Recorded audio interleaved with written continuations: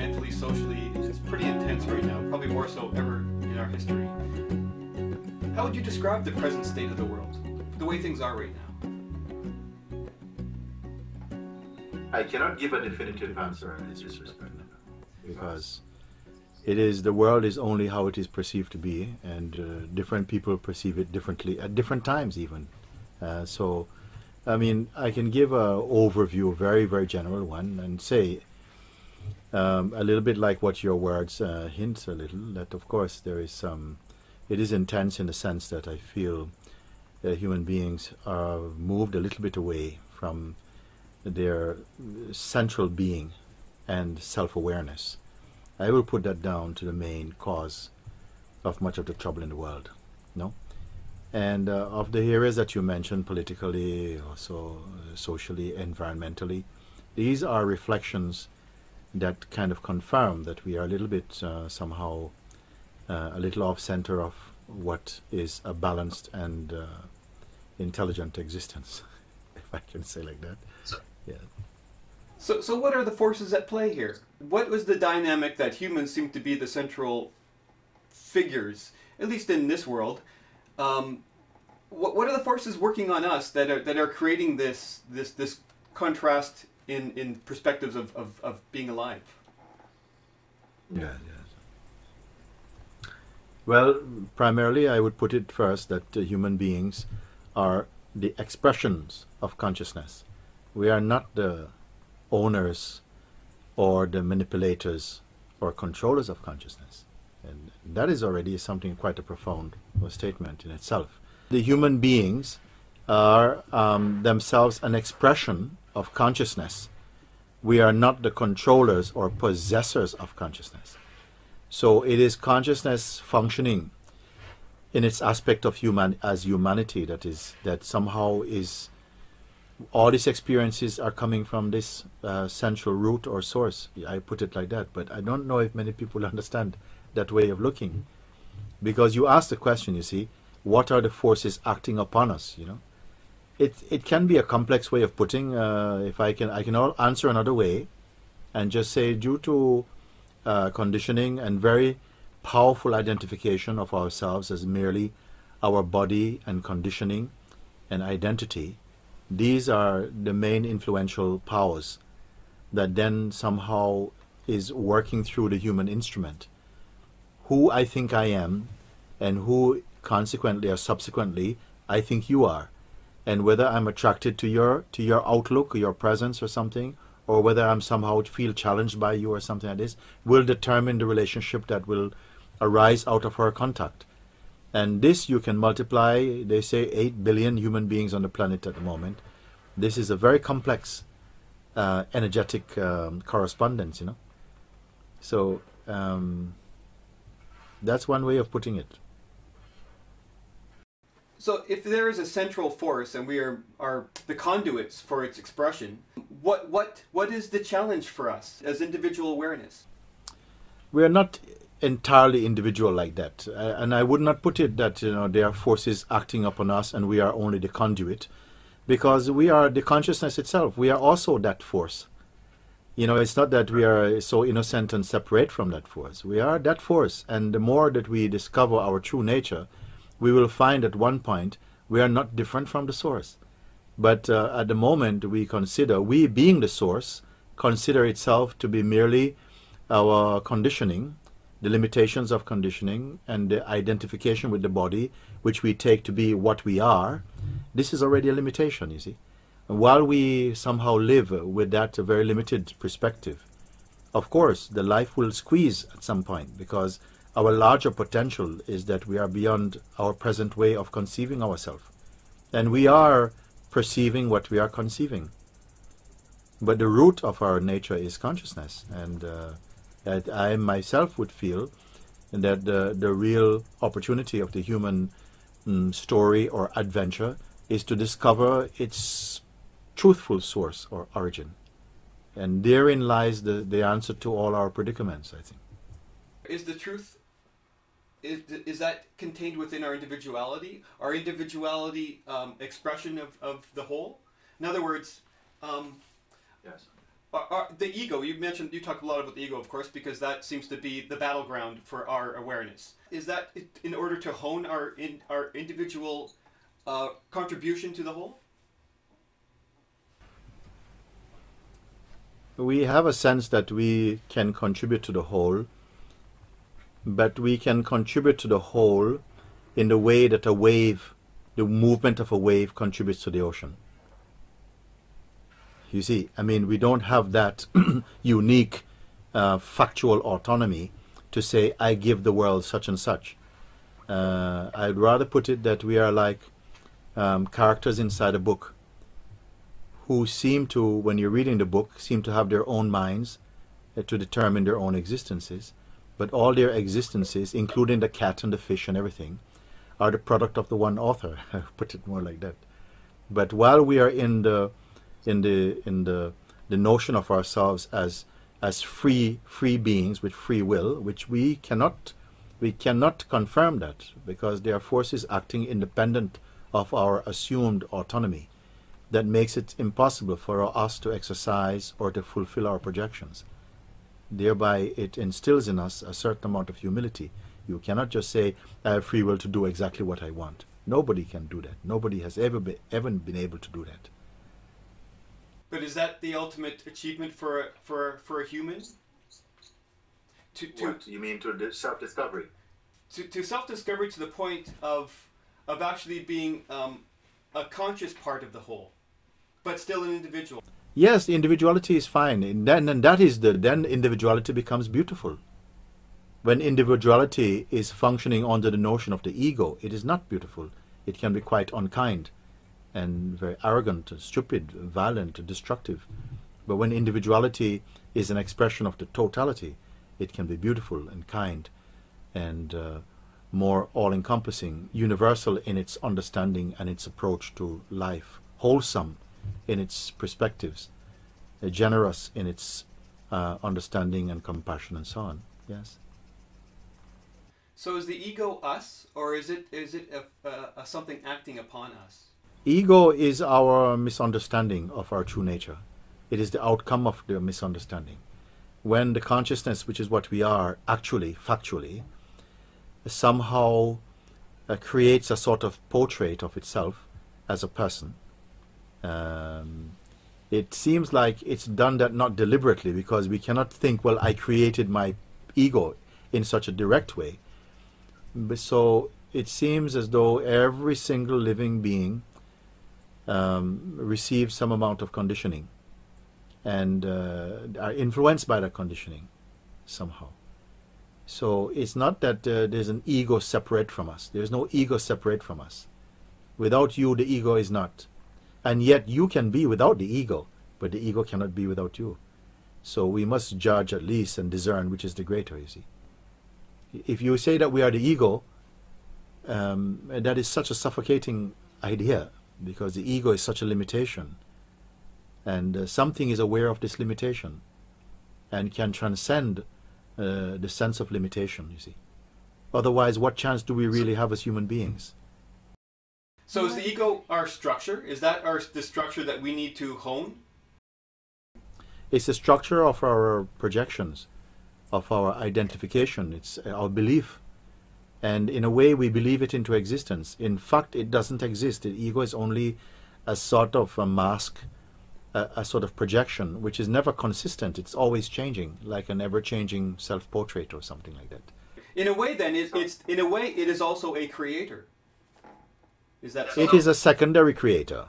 I mean, the ultimately, through intelligence, one must acknowledge the ultimate creator, who uses the secondary creator to also create through. How would you define the self then? Because obviously there's different aspects to ourselves. How would you define ourself? I would define the self as not an aspect. All aspects are only notional. They are only variations. They are aspects of our expression. But our essence is unchanging and profoundly consistent. Even the word consistent is not good enough. I don't like it. It is just perfect. That force, that central force that we all are a part of, how would you describe that force? Would you call that God? It is.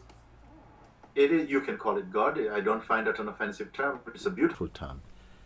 Every living being, not only human beings, but let's keep it to our species, all of us have the sense, I exist, I am. You see? And no parent even call you I. It's a natural, the announcement of consciousness inside the body arises as the sense I am, the conviction or the knowledge I am. It's the firstborn, actually, of all concepts. The knowingness I am or I exist. And this I exist has to be there before you exist. The I must be there before you, because the you takes its meaning from I. So the I is the first, you see. And this I feeling, or I amness, you can call, functions primarily as the witnessing dimension of our being, that witnessing intelligence. But somehow it seems as though when the consciousness appears or manifests as a human being, it seems to identify itself with the instrument of the body and believe I am this body. And this firstborn identity, I am the body, is crucial to whatever follows after that, because once the feeling I am the body comes, then other conditioning can pour up on top of that root conditioning. And then the consciousness, which is not the body, is not the body. The body is an aspect of its expression. When it identifies itself as the body, it comes into a tremendous limitation, because the body is in time. It has a beginning and duration and an ending point. So the consciousness, which is not material like the body is, then takes on the material flavor of the body, which is time, and an anxiety comes into the consciousness because it sees that other bodies are prone to suffering and even death. They come to a point of non-existence. And then it considers that myself also will become non-existent one day. When it realizes that it is not the body, then a tremendous unburdening begins for it. It begins to recognize another space within itself which is not perishable. This, for me, is the great opportunity of the human play. So, would you say then the book is already written? Is the play already written? Yes, I can say, as far as the body-mind play, the body-mind aspects and expressions, I can say that, but I don't like to say that because I don't want to say it glibly, because it is highly misunderstood, often very much misunderstood. There's a great freedom in it, but because if we believe very strongly in our personal autonomy, it will feel claustrophobic, it will feel limiting to be introduced to a concept that your life is already predestined. But there is something greater than the story or the play of what you call our life, and that is the consciousness which perceives the life. And from that perspective of seeing, life is not a fixed thing. It is just infinite potential and opportunities of viewing and even reviewing things that were considered to be factual are seen to be shaped by moods and other factors that contribute to the way in which we perceive them. So nothing is so fixed. Nothing is so fixed at all. We tend to believe that the past you cannot change, but the past is also imagined very often and inflated and interpreted. It is not like the past is a fact. And it seems almost like that you see the more paradox in things, the more you see the depth of things. Is that, you find that as well? Yes. Like you say, in a way, when your mind begins to really plunge, not so much outwardly but inwardly, then we do come at a certain stage into a realm of paradoxes. It is when the mind becomes more subtle, and what we had been considering to be facts are now seen to be just perspectives of seeing and shaped by conditioning and so on. And then somehow the apparent tightness or rigidity of what we consider to be facts they open up with new possibilities of seeing. And this is already something tremendous. It is felt like everything is exploding into paradoxes. But these paradoxes, when they happen in sincere introspection or investigation into our nature, they will not confuse us. They will actually, they're the signposts or the birth pains to a deeper state of consciousness or realization of what life is. The role of purpose, of intention. I guess intention is kind of almost like the higher octave of purpose. Do you suggest that it almost seems this is another paradox, that we have to strive and yet we also have to acquiesce. How do you resolve that kind of dichotomy in your practice of living? Purpose is also another highly overrated concept. We seem to feel that we need to have a purpose or something like this, and we try it out and it doesn't really work like that. I would say that the highest, not just purpose but opportunity, would be to discover our original being. Because I hear what you say, and I would like to take the opportunity to explore a little bit further into that. My way of looking at it presently would be to say that there is what I have discovered. There is, for me, a life that is our natural cosmic unfolding. It is just, it's a harmony. But in the game of human existence, it seems as though we have the opportunity to project another version shaped upon our conditioning, our desires, our identity, and so on, to speculate or to dream or project another version of how life can be, and to try it out and see if we can satisfy or fulfill our projections. And and it almost always fails. It seems to succeed and seems to be full of promises, and it needs a healthy dose of wishful thinking to perpetuate this what I would see as a delusion, in fact. But I don't like to say that because it seems hurtful to people who feel that they have the freedom to choose and to pursue their dreams. I don't want to challenge that. I just say, have you met anyone for whom that has worked? Not like that. And by work, I mean that you may have the outer signals that something has come your way. But when we look more deeply as to whether you're happy and at peace in yourself about it, we find that those things are not coming together. You may have the material portrait of your projections, but what you hoped to achieve through that, which is a sense of gratification and peace and a happiness, that has not fallen into place for most people. So you personally, in your beginnings, were you born with this desire to hone your sense of awareness, or was there a moment where things just shifted for you? Yes, I did not have any concept about awareness. I did not know these things. I was not an ardent spiritual seeker or nothing like that. I was just going about my business like a regular guy anywhere else. And an encounter with a young man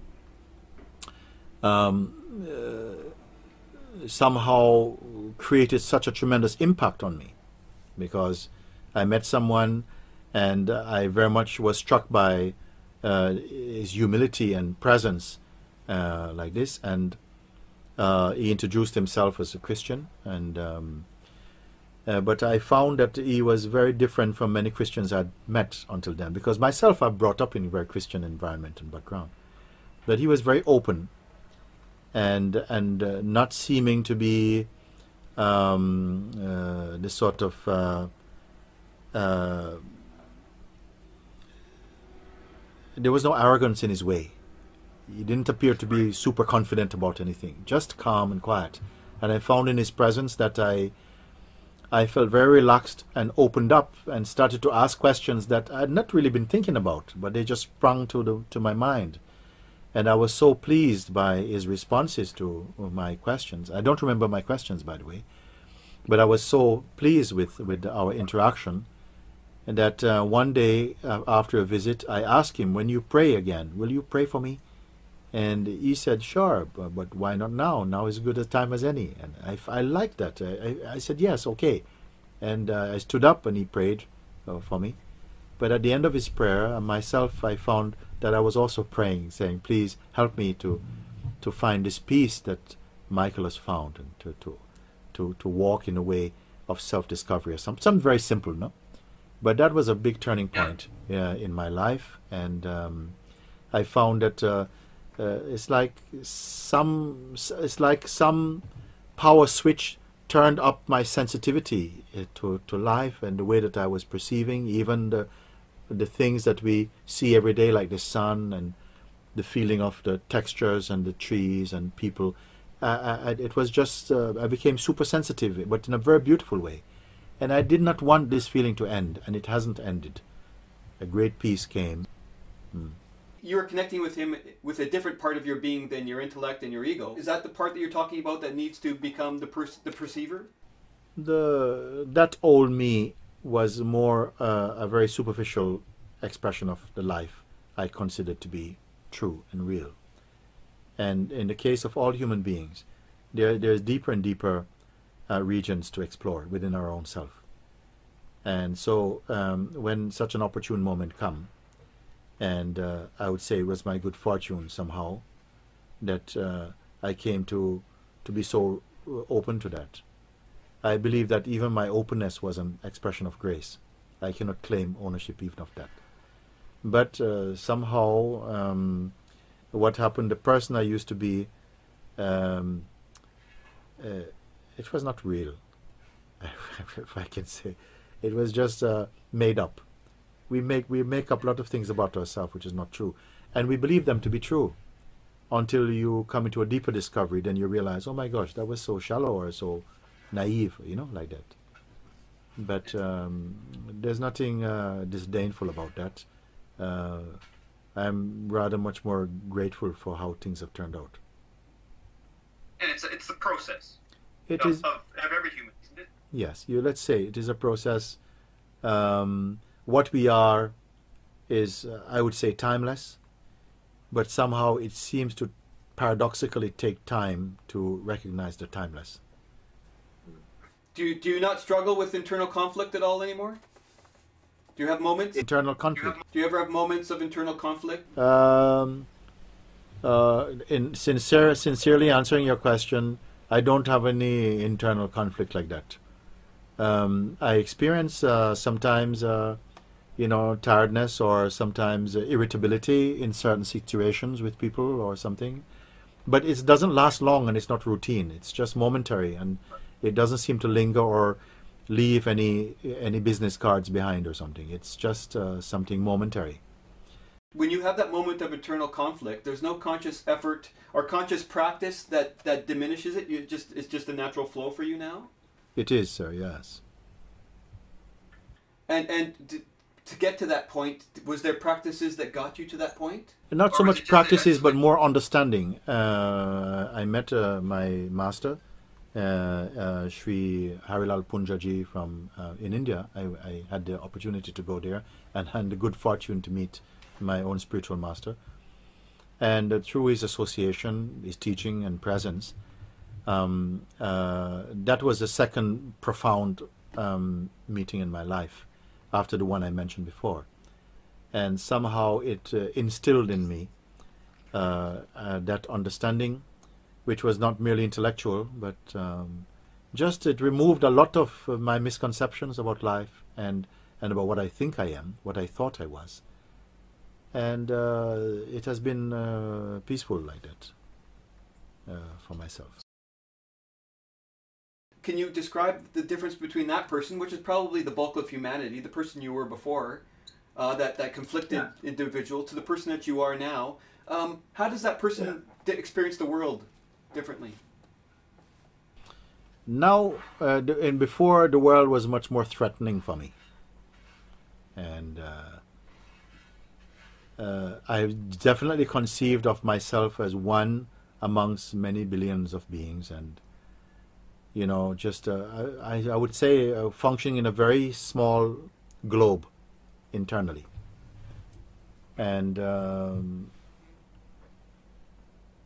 I don't really remember so much about that. It's just a regular life expressions like many people. I grew up with a lot of people around me, so just I was not anything special, you know, and I still am not.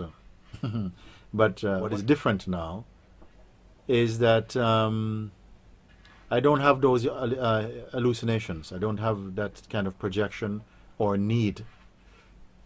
And the mind is at peace somehow. Even sometimes, of course, nonsense comes into your head, but it's nothing at all. It's not followed. It's not pursued. It's not believed in. I'm not afraid of my mind. I use it and I enjoy the way the mind is, even in its idiosyncrasies. I don't take it to be more than what it is. I know that I'm not my mind, but my mind is the palette that creates the portrait of what I am perceived to be by other beings. But that's not what I am unto myself now. So where would you say you do experience the world from, or perceive the world from? From the heart of my own being. I perceive the world. I don't perceive the world as an oppressive state. The world takes its reading from my inner state. The world does not impose itself upon me. It is just the way in which I perceive somehow. It is not independent of me in that way. The world, I would like to put it that there is one earth, but there are billions of worlds. In each body, a unique picturing of a world is shaped by conditioning and identity and desire and all of these things. And it's a constantly shifting imagery. So we cannot speak of a common world, a common earth maybe, but our worlds can be very different. My world has become a much kinder place than the world that my ego lived in.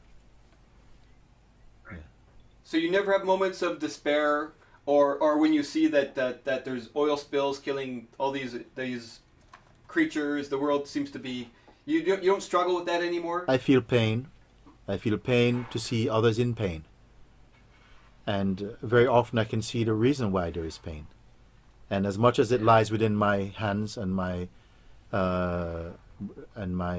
power, I try to share a way to go beyond that pain, to come out of not just that pain, but the cause of all pain. So I am not oblivious of the world. I'm not rejecting the world. I'm very much in love with the world, but not as a thing separate from my own self. So what are the steps to achieve where you are? What would you suggest? What do you suggest to the people that you have influence over? Well, first of all,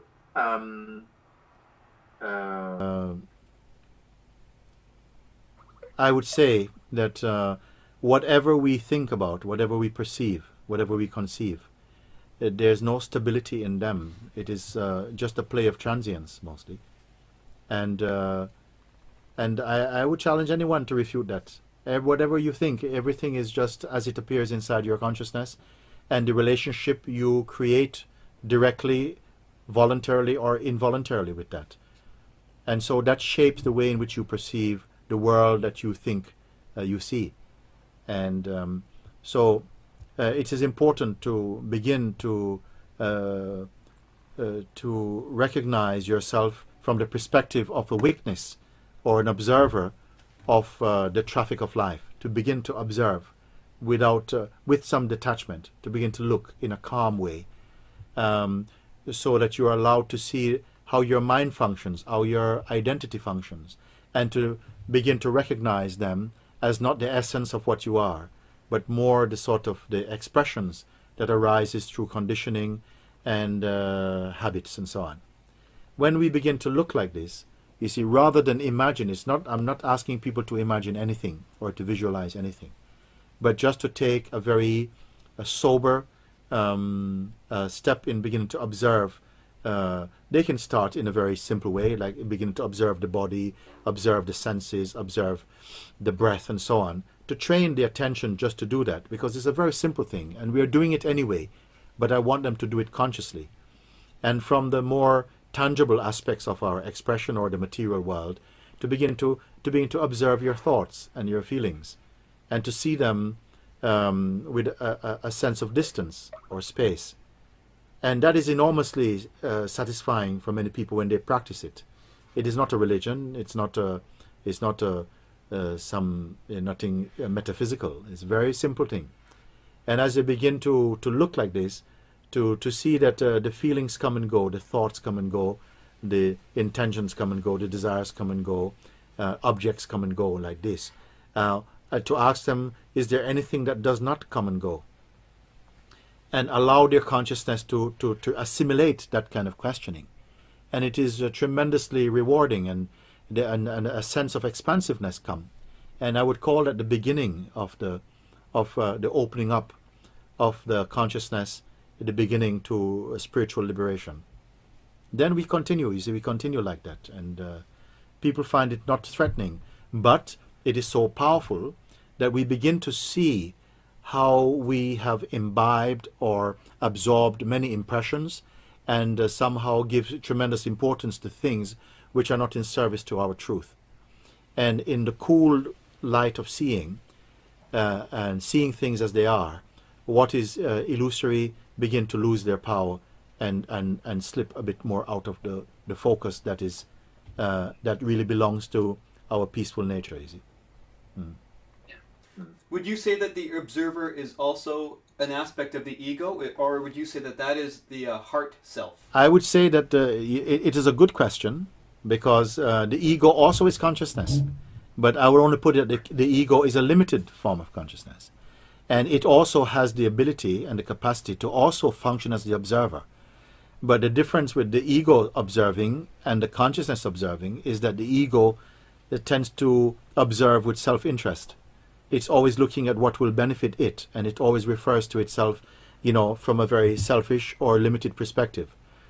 When that is recognized and acknowledged, a deeper field of observing, much less personal, comes into the picture, and a greater space, a universality is featuring inside the seeing, and one naturally wants to go further, because there's such joy, so much space. You come to realize that from the perspective of an egoic identity, the life was very compact, very compressed, very claustrophobic very often. And in this new position of seeing, you not become somebody else. In fact, you're somehow feeling more and more true to yourself. You see that there's something here, that is a stillness in you that is not manufactured, it's not cultivated, it's not a construction. It's like a natural aspect of what is and what we are. So it is not an unpleasant discovery, although some unpleasantness will come up when we see that we have cherished notions which have not contributed to a healthy existence, either physically, emotionally, or psychologically. And when we see this, there is a responsibility arising in us to discard what is not harmonious with our being, to at least to say, okay, so that does not serve or something, you see, and to allow the higher intelligence which is inside us to more come to the foreground and to prevail more, I would say. Is meditation your way of exercising or honing that deeper aspect of perceiving the world? I'd rather put it that meditation, I don't like to use this word, not this moment, so much meditation. Let me put it that more self-reflection. And once you are being guided, and I think it is important that people are encouraged to find true guidance. Someone who can guide you, who has gone ahead and see, not only have an intellectual understanding, but carries this sort of presence and the authority of real seeing, to help you to identify your true position in your life. Because very often the place that we solidify as our identity is itself not a fact, it's more of a fiction. And so it is good to find someone who helps us to recognize that true position, because it is very liberating. So meditation, you can say, if you meditation must be understood what it is also, and what is the purpose of meditation. But all of these help, all these practices, they have their contribute somehow to the great adventure of self-discovery. But I prefer something much more direct, you see. Yes. So in your there's a lineage of knowledge that you are a descendant from, correct? You have a master. I don't know if you call them masters, but you had a teacher.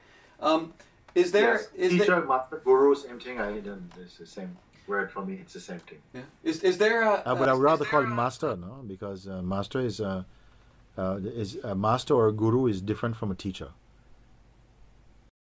I've talked to many different perspectives on where they're taking their awareness. An American Indian culture, their goal is to maintain their awareness past death, their individual awareness.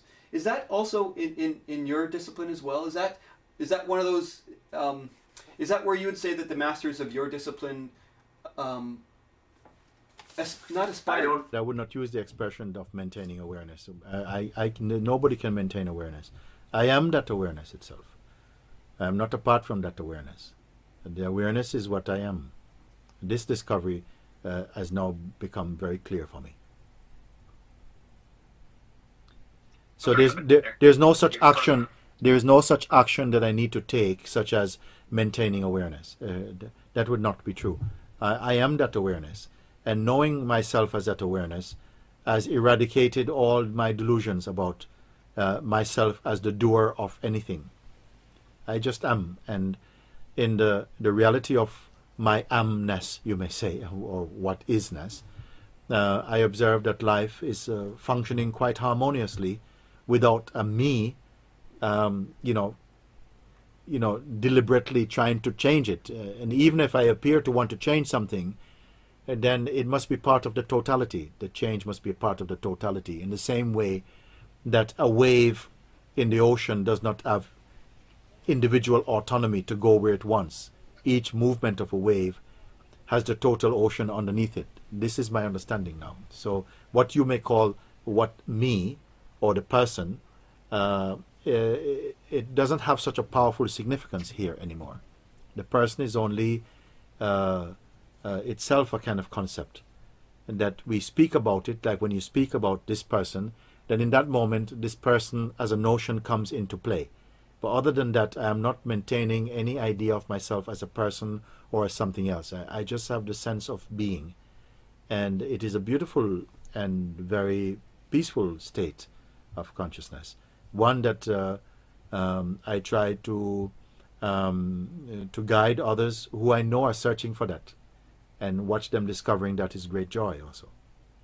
Do you ever consider what that moment when you meet your death will mean for your consciousness? Do you have a concept of what death is for us and what's beyond?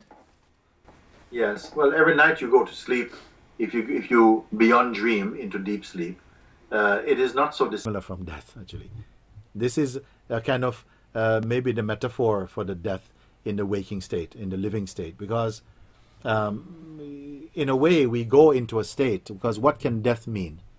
It can only mean what are we afraid of? The deconstruction of the elemental form of aspect of ourself. Is that what we are afraid of, or is it the sense of the loss of consciousness? That is, or the ending of our attachments, the loss of our attachments, or the sense of unfinished business, or the strong desire to perpetuate our existence. Based upon our present notion of ourselves, which has never been, because all the notions we've had of ourselves over time have constantly been changing. So death has occurred to those notions also. And still there's a continuity of life present there. When we go to sleep in the night and enter into the state of deep sleep, it is not unlike death, because there nothing, you know nothing at all. And yet we are not afraid to enter that state where we are beyond belief, beyond identity, we are beyond the relationships, everything like that, and we are very happy in that state actually. But I would not call death. There's nothing fine. There's not a finality about it, and it is a huge myth for me. What we imagine, it is. It is clear. The fact is that the body breaks down. Its elemental construction again opens up and returns to the elements and so on. I don't think I'm so afraid of that. And what other aspect of it?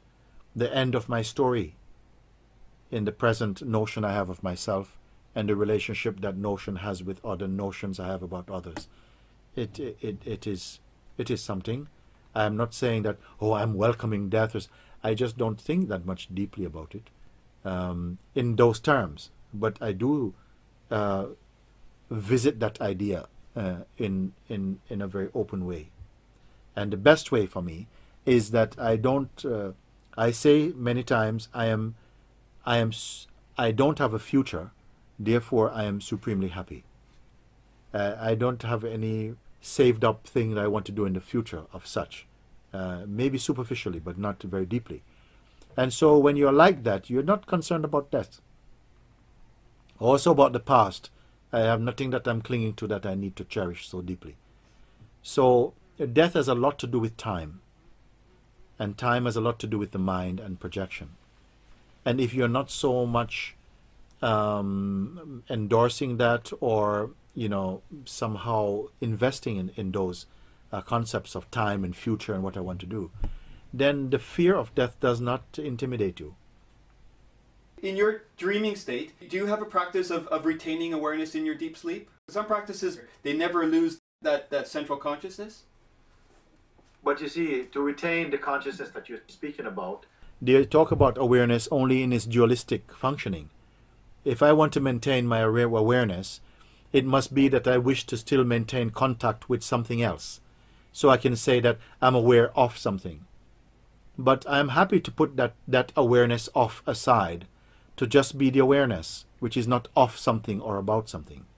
That awareness is more constant. But the awareness that we speak of in dualistic terms, like awareness of, what's going on, awareness of my dream state, I would say I'd rather just enjoy my rest from that. Are you always an individual awareness, or are you saying that you're part of a whole? I am not really reflecting in this kind of way. Something inside me feels total and complete. But I don't give that to my mind to make up philosophies around that. It's a very simple feeling. It's a kind of, perhaps it's a sort of harmony. And so I would not know what the totality is. It just is something total about my feeling. And I don't try too much to do anything about my mind or, something is just very much at rest. Cool. Thank you very much for doing this. It's been a real pleasure to speak with you. Namaste now. Namaste. Bye-bye.